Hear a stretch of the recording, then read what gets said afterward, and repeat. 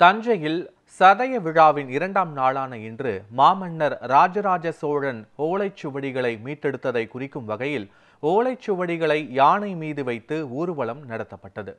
தஞ்சையில் உலக புகழ்மிக்க பெருமையுடையார் கோவில் கட்டிய மாமன்னர் ராஜராஜ சோழனின் 1040வது சதய விழா நேற்று தொடங்கியது. முதல் நாளில் பல்வேறு நாட்டுப்புற கலைஞர்களின் ஊர்வலம், ராஜராஜ சோழனின் நகர்வலத்தை குறிக்கும் ஊர்வலம் உள்ளிட்டவை கோலாகலமாக நடைபெற்றன. இந்த நிலையில் தஞ்சையில் ராஜராஜ சோழன் சதய விழாவின் இரண்டாம் நாளான இன்று அவரது உருவ சிலைக்கு அரசு சார்பில் மாவட்ட ஆட்சியர் மற்றும் பல்வேறு தரப்பினர் மாலை அணிவித்து மரியாதை செலுத்தினர். மேலும் ராஜராஜ சோழன் தேவார ஓலைச்சுவடிகளை மீட்டதை குறிக்கும் வகையில் யானை மீது ஓலைச்சுவடிகளை வைத்து ஊர்வலம் நடத்தப்பட்டது.